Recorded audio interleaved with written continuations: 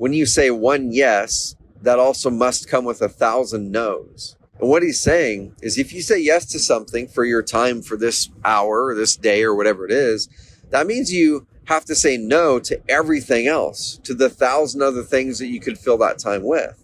But what we oftentimes do is we're ambitious and we're positive and we're glass half full, right? And we're like, I can get that done. But we oftentimes underestimate how long it's going to take, or we're not clear on what we've already committed on. And so you want to get that thing done. You want to be able to follow through on that. But then you don't because you weren't actually sure or clear what the heck you'd already agreed upon with other people.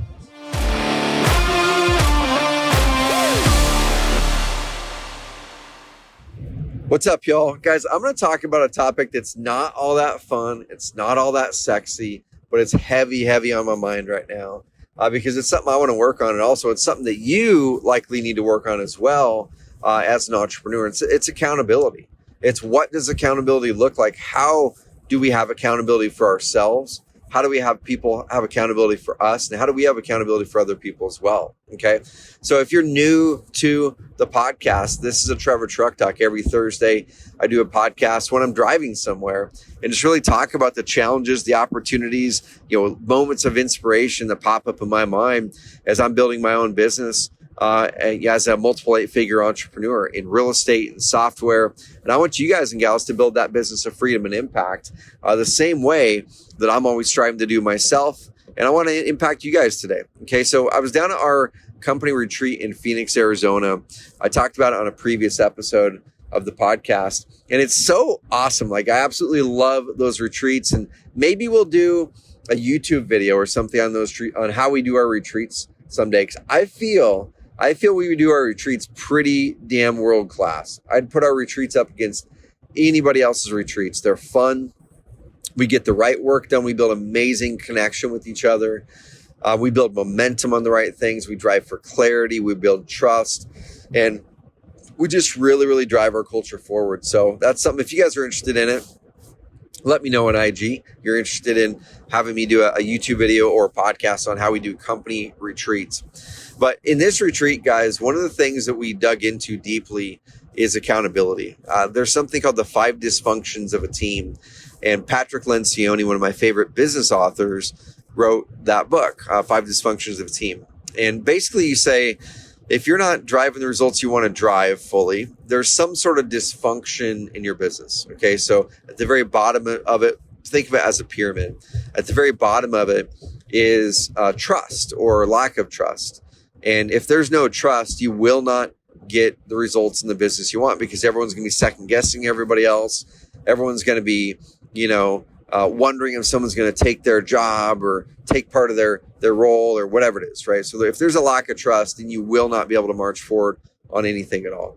Right up above that is essentially ambiguity or clarity. Okay, so once you have trust, the next dysfunction that can oftentimes stop us dead in our tracks is that we're just not clear what we're trying to do. And there's ambiguity. It could be clear in your goals. It could be clear in your plan and strategy. It could be that you're not clear on a specific project itself, or you're not clear on whatever it is. You're not clear in your roles. You're not clear who can make that decision.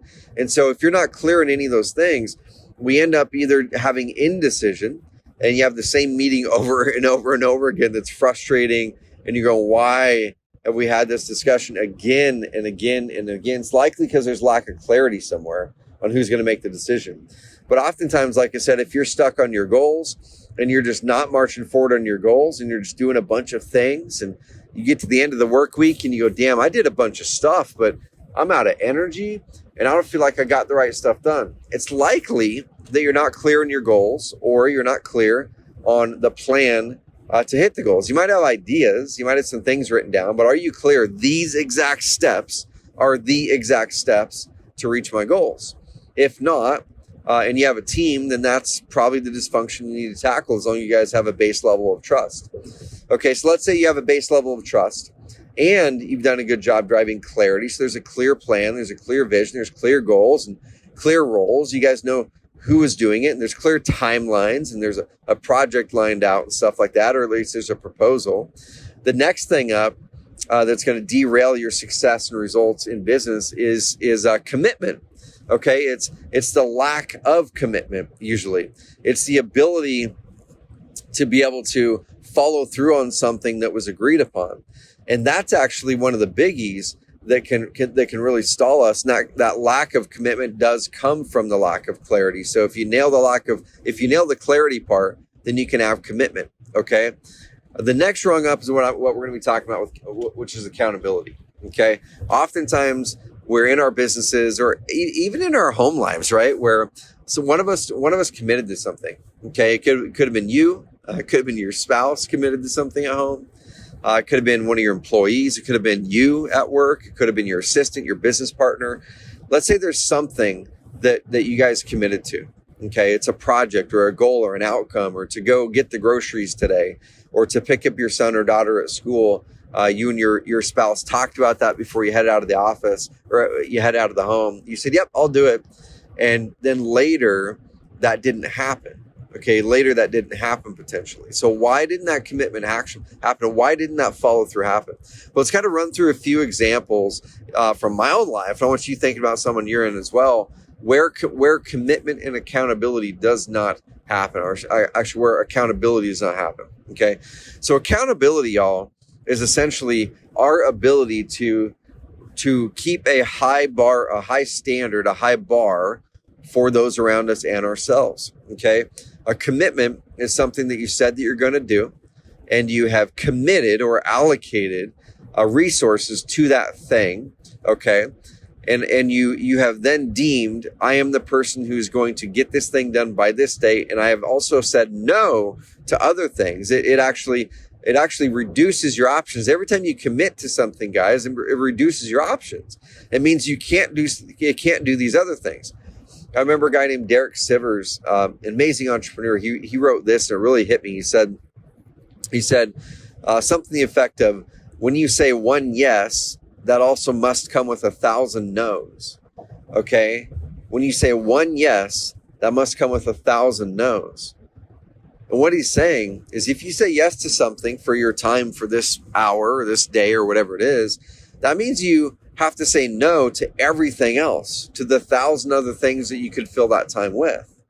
But what we oftentimes do, and this is where accountability comes in, what we oftentimes do, and I do this as well, and I'm working my butt off on it, but what we oftentimes do is we're ambitious and we're positive and we're glass half full, right? And we're like, I can get that done. But we oftentimes underestimate how long it's going to take, or we're not clear on what we've already committed on. We're not clear on what we've already committed on because we don't have a plan, maybe, or we're not tracking our goals, or we're not tracking our tasks on the weekly and daily basis. And so you want to get that thing done. You want to be able to follow through on that, but then you don't, because you weren't actually sure or clear what the heck you'd already agreed upon with other people. And so then you step into it. You've got the best intentions. You put it on your calendar. You then start to allocate the time. And then all of a sudden your week gets eaten up, and you get to the end of the week and you go, oh my gosh, where did the week go? And these two things I said I was going to get done didn't get done. Okay. So now here's where accountability comes in. What do you want your team to do, or your spouse to do, if you make a commitment and don't follow through on it? Do you want them to call you out, or do you want them to ignore it because it makes you kind of feel bad, because it makes you feel inferior, or you don't want to be put on the spot? Well, I think a lot of us, our natural tendency on accountability is to kind of get defensive at the start, right? Like if someone comes to you and says, hey, you said you'd do this and you didn't do this. Oftentimes the human reaction, the natural human state, is to get defensive and explain why I didn't do that thing, right? Because I don't want to feel like I let you down. And if I have some excuse that might be semi-valid on why I let you down or why I didn't do this thing, then it makes it somehow a little bit better that I didn't do the thing, right? No, that's not the case. And I think we all probably do it. And so on the accountability side of it, I think we all should want people to hold us accountable in good, healthy ways. Now, this is where trust comes in, right? Because if we have that base level of trust, and we've already discussed it with our team member or our business partner or our spouse, we said, hey babe, if I don't do this, I want to give you full permission to call me out on it, because I want to get better here. And it's not okay that I'm not good there anymore. And here's why it's not okay that I'm not good there anymore. I don't want to let you down. I don't want to create a bad example for our kids, right? I don't want to make you feel that you're not important or that the kids aren't important. I don't want those things. And so I want you to hold me accountable that if I don't do this for some reason, then you come to me and you mention it, and I'll make sure that I get that thing done, and I'll make sure I do something different next time to ensure that I will not forget it next time. Okay? Instead of your spouse coming to you and saying, hey, Roger, you said that you would do this. And you go, yeah, but we ran out the door and I think we weren't really clear who was going to do it. Well, you know what? If you didn't do your job to get clarity with your spouse on the way out the door, and it was 10 o'clock in the morning and you're sitting there going, shoot, am I supposed to pick up Johnny or is Carol supposed to pick up Johnny, right? If you're not sure and you have lack of clarity, which means you can't make a commitment, which means then you are not accountable, then call up Carol or text her and say, hey, babe, what did we agree upon? I can't remember. Am I picking up Johnny or are you? Get clarity on it. Once the clarity can be had, then commitment can be made. And then you can move the things in your calendar. You can say no to the other 1,000 things that could be on that calendar so you can go get Johnny. Okay, guys. So accountability is also, there's so many elements in accountability. It's not just, are people holding me accountable or am I holding them accountable? It's recognizing the things that will lead to lack of accountability. It's recognizing that if I'm not clear on something or they aren't clear on something and we can't fully commit to this, then can I really be held accountable fully? And should I have even said yes to that thing in the first place? So if you're not fully clear on a conversation you just had at home with your spouse or at work, ask some good questions. Say, hey, okay, this is really good, but let me kind of repeat back to you what I think I heard.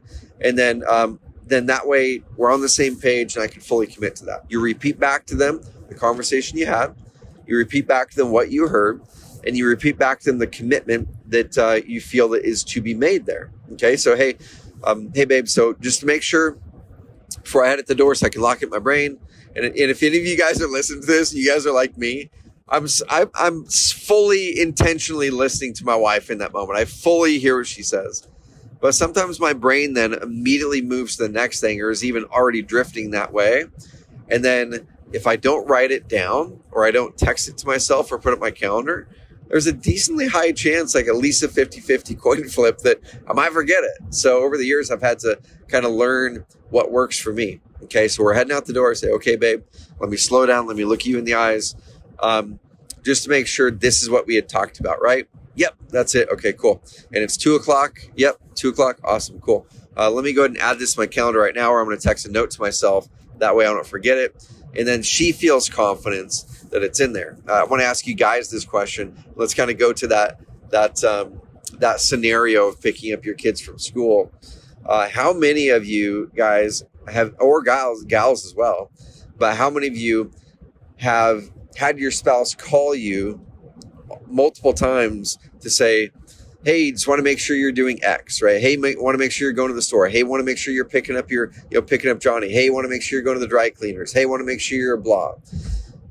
Even though you guys agreed upon it, but they're doing it because they think that you're not going to follow through on it. They think you're going to forget. They think you made your schedule too busy. They think you're untrustworthy and not accountable. So they're going to have to remind you. How many of us can relate to that? I know I can. And that's something I've been working hard this last couple of years to get better at. And I can say that I've gotten better at it, but I'm definitely not 100% there yet. Right? So how many of you can relate to that? If that's something you can relate to, it's because in that scenario, your spouse doesn't feel that they can trust you in that moment to be accountable to the thing you'd committed to. And so what do you have to do? Do you have to go and do what I mentioned before to make sure you're getting clear on it and kind of pausing and documenting it and make sure it's in a spot that you won't forget, right? Do you have to have kind of an accountability partner like that? Say, hey, babe, I've got it documented, but if you wouldn't mind, just go ahead and shoot me a text if you're free and at that time just to make sure that I don't forget it. Because I want to make sure I'm creating a good pattern here. And after 4 or 5 times of me nailing it, I don't want you to feel like you have to remember these things for me. Okay. Same thing at work. And this is something that I'm working hard on because I'm that high quick start, because I'm a glass half full, positive, optimistic mindset. When people come to me, I honestly feel I can get that done. And so now I'm really, really working hard to say, okay, let me pause before I say yes, because immediately I want to say yes, but let me pause before I say yes. Let me understand what it is that they're asking me to do. Okay, what is it? What's the scope? How long might it take? When does it need to get done? Who else needs to be involved in it? Am I supposed to be informed on this, or am I supposed to make the decision on this, right? What is my part in this? What's my role in this project or this decision, so I'm clear, okay? And if you know when it's supposed to be done by, and then you can say, okay, well, now let me go look at what I already committed to, all right? So before I commit to this, can I go look at what I already committed to so I can 100% for sure make sure I'm going to get there? So then before you say yes, go look at your calendar, look at your priorities and goals for that week. Call your spouse if you need to make sure that there's nothing on the unwritten calendar at home, which we probably all have one of those. And then only then would you come back to that person and say, you know what? Yep, I can 100% do this. And that's in my calendar. It's locked in. Or the other alternative is you come back to that person and you say, you know what? I can't do it. Here's the other things I've already got allocated for this time period. Let me kind of bring them up with you in front of you, though, because if you and I can go through these together, let's see if there's something that might be lower priority or less important that I can actually remove from my schedule and bump it back a week or two. Okay.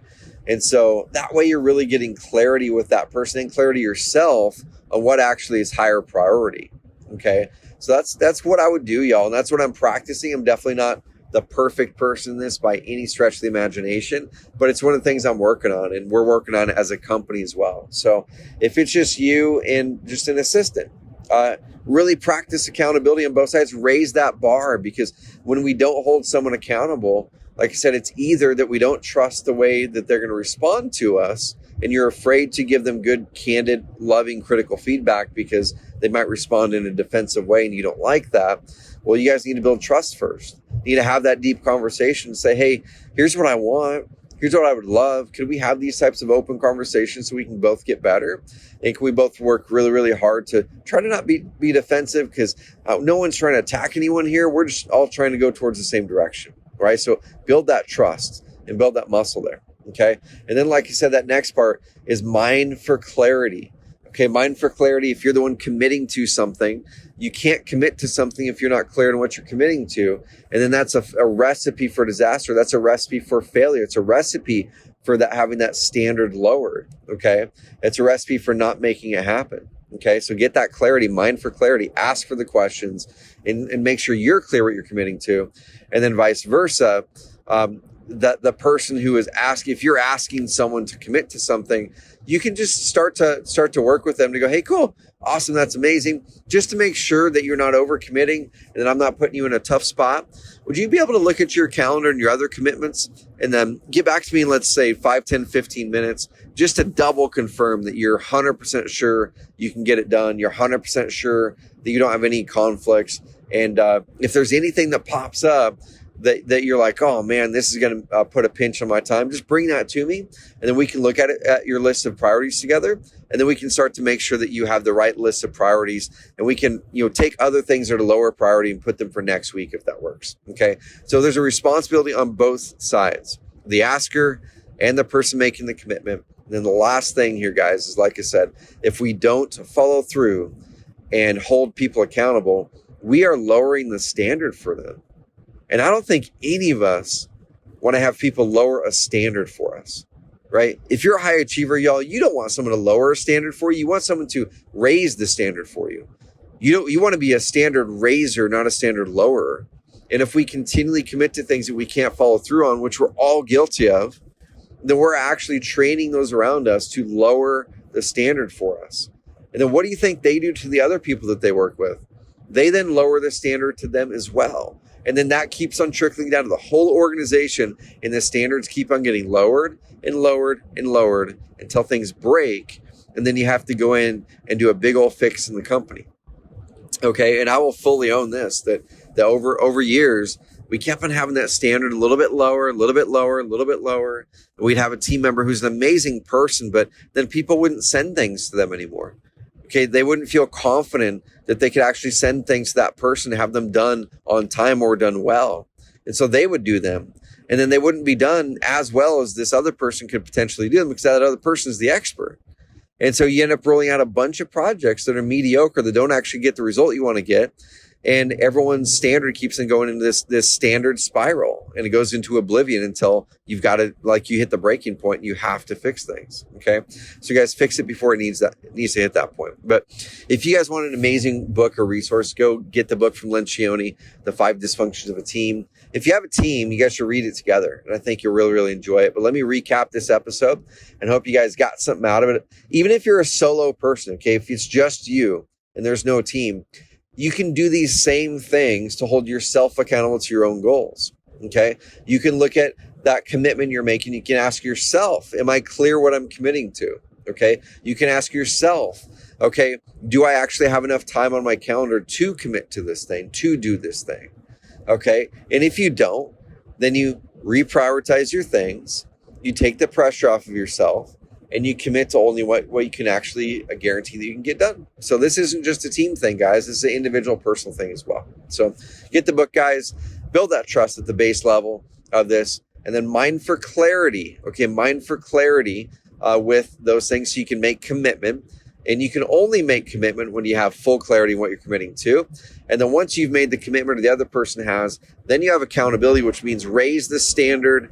If you're not following through, the other person's not following through, call them on it, but have the agreement ahead of time that you guys are going to do so. So you guys can continually raise the standard, raise the bar with each other, and just crush life and crush business. All right, guys. Hopefully this was a useful episode for home, for those who are solo operators, for those who are business builders as well.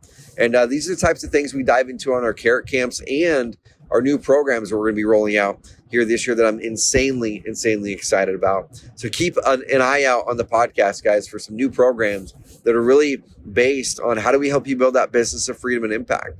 How do we help you build the right team? How do we help you build the right systems? Because we can help you get all the leads in the world.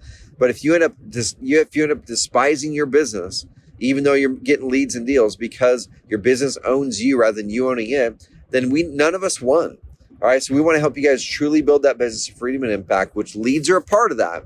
But then processes, systems, and buying back your time with the right delegation are the next big parts. But we teach those in some of our other programs and on this podcast. So listen in. All right, guys, give a rating and review on Spotify now. Spotify lets you give ratings and reviews, and so does Apple. And please, if you got any nugget out of it, pop into one of those ratings and reviews what you got out of it. Okay, what did you love? What are you inspired about from this episode? What do you want to implement in your life or your business? And I also want to hear you guys report back on how it worked. Did it impact you? And how so? So have an amazing rest of the week, y'all. Love you guys. Thank you guys for listening to the podcast. I mean, this is honestly something that's a labor of love for me, but something I just absolutely love to do, and hopefully you're getting some value out of it. All right, guys, have an amazing night. Talk soon.